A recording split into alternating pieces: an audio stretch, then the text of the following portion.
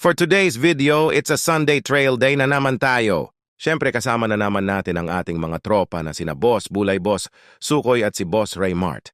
Bali sinakay na lang pala namin ang aming mga enduro dito sa pick-up ni Boss Sukoy upang di na kami mag-travel papunta sa aming destinasyon. Pagkatapos na nga naming maisakay dito ang aming mga enduro, ay umalis na kami dito upang makapunta na sa aming trail site. Nang makaalis na pala kami dito sa aming lugar, ay dumiretso muna kami sa gasolinahan upang magpagas muna dito. So ayun na nga, nagpagas na nga kami dito sa JC22 Gasoline Station. Shoutout nga pala sa ating mga masisipag na pump boy dito sa gasolinahan, dito lang sa malapit sa aming barangay. So ayun na nga. At linagyan na ng isa-isa ang aming mga enduro dito. Medyo nakakatuwa lang dahil napaka-cowboy ng mga pump boy dito.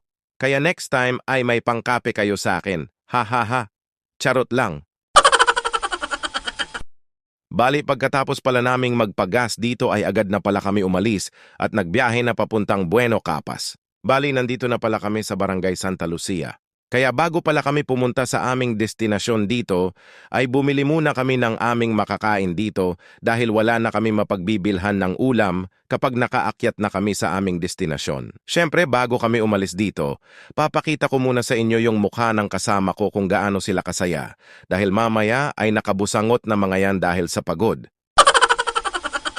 Siyempre papakita ko din yung mukha ko na masaya dito dahil isa din ako sa magbubusangot mamaya. Bali nandito. Na nga pala tayo sa Bueno Bridge. Tignan mo naman kung gaano kaganda ang tanawin dito sa Bueno Bridge. Sobrang nakaka-refresh ng utak. Kapag nakita mo na ang napaka-solid na video dito sa Bueno Bridge. Bali dito na rin pala kami nagpark sa mismong Bueno kung saan marami ang pumapasyal tuwing pagsapit na ng hapon. Kaya pagdating namin dito ay agad na naming ibinaba ang aming mga motor dito upang makapunta na kami sa aming trail site. So ayun na nga, ibinaba na nga namin dito, isa-isa ang aming mga enduro dito. Buti na lamang at naisipan naming mag-pick up na lang papuntang Bueno. Kung hindi namin naisipang mag-pick up dito, ay malamang pagod na kami agad sa biyahe pa lang.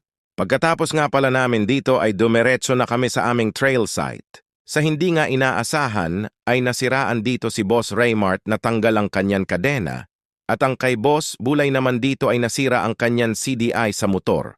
So ayun na nga, nandito na pala kami at umakyat na kami isa-isa dito upang masimulan na ang aming pagti-trail. Ngunit ang kadena ulit ni Boss Raymart dito ay natanggal na naman. Napakaswerte talaga dito ni Boss Raymart dahil halos nasa kanya na ata lahat ng aberya ngayong araw na ito.